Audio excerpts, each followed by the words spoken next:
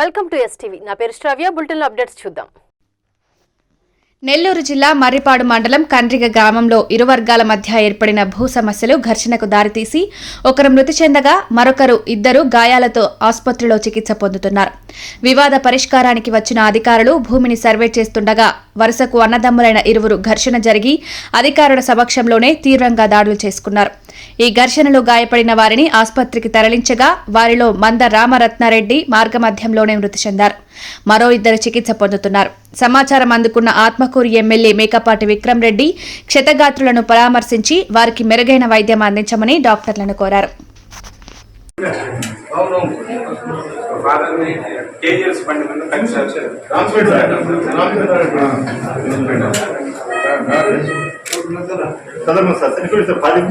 అవును, మీరు ఇంతమంది బండి క్లియర్ చేసుకోండి సార్. క్లియర్ చేసుకోండి సార్. మన పోయి మనం కూడా బండి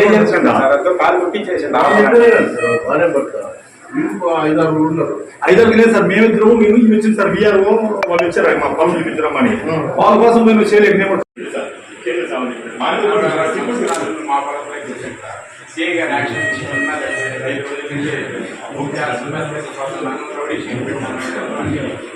రెండు నిమిషాలు తెచ్చుకోలేదు సార్. మా ఇద్దరు కూడా 2 నిమిషాలు సేవలు లేదు సార్. అలా ఊరి మీద కూడా పోయినారు సార్. అప్పుడు కట్టేసి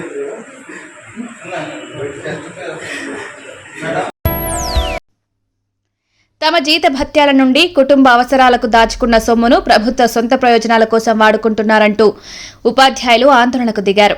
నెల్లూరు జిల్లా ఆత్మకూరులో యూటీఎఫ్ ఆధ్వర్యంలో ఆందోళన చేపట్టిన ఉపాధ్యాయులకు సిఐటియు మద్దతు ప్రకటించింది. తమ వ్యక్తిగత నగదును వెంటనే విడుదల చేయాలంటూ ఆందోళన చేపట్టిన ఉపాధ్యాయ సంఘం యూటీఎఫ్ జిల్లా నాయకులు శివప్రసాద్, గంగాధర్, ఇతర సభ్యులు ఆందోళన కార్యక్రమంలో పాల్గొన్నారు. గంగాధర్ మాట్లాడుతూ సొంత ప్రయోజనాల కోసం తమ బిడ్డల భవిష్యత్తు కోసం దాచుకున్న నగదును ఆరోగ్య సమస్యల కోసం ప్రతి నెలా తమ జీతాల నుండి జమ చేస్తున్న ఇన్సూరెన్స్ డబ్బును సైతం ప్రభుత్వం వాడుకోవడం బాధాకరమని, ఈ కారణంగా తమ పదవి విరమణ సమయంలో తాము చాలా నష్టపోవాల్సి వస్తుందని తెలిపారు. 18,089 కోట్ల రూపాయల బకాయిలను వెంటనే తమ ఖాతాలకు జమ చేయాలని వీరు డిమాండ్ చేశారు. ఆత్మకూరు పట్టణంలోని బీఎస్ఆర్ సెంటర్లో నిర్వహిస్తున్న ఆందోళన కార్యక్రమంలో సిఐటియు నేతలు మద్దతు పలికారు. ఫెడరేషన్ రాష్ట్ర శాఖ పిలుపు మేరకు ఈ ధర్నా శిబిరాన్ని మేము ఈరోజు నడుపుతున్నాము. మాకు ఏపీజీఎల్ఐ, పిఎఫ్, తర్వాత డిఏ అరియర్స్, టీఆర్సీ అరియర్స్ గత 4.5 సంవత్సరాలుగా దాదాపు 18,089 కోట్లు ఈ రాష్ట్ర ప్రభుత్వం మాకు ఉద్యోగులకు, ఉపాధ్యాయులకు బకాయిలు ఉన్నాయి.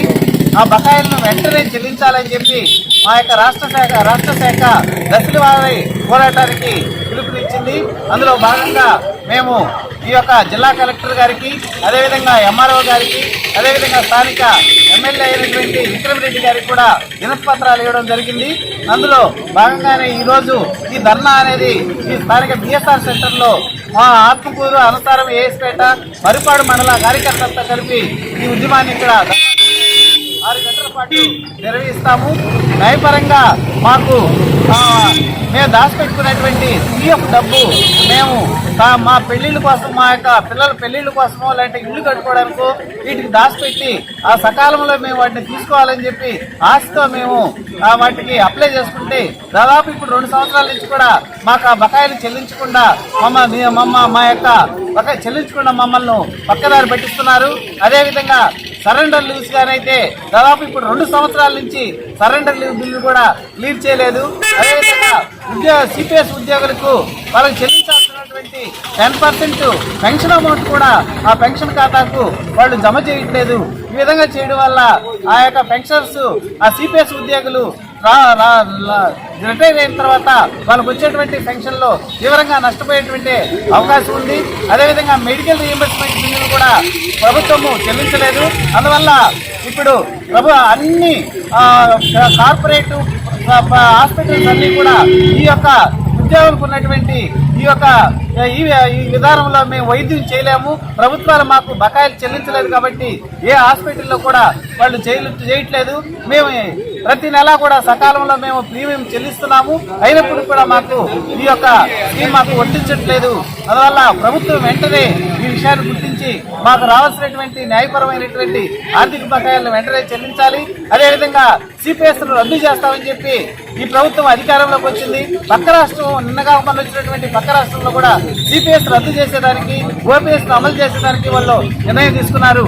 ఈ ప్రభుత్వము అలాంటి నిర్ణయం తీసుకోవడం అనేది చాలా సిగ్గుచేటుగా మేము భావిస్తున్నాము.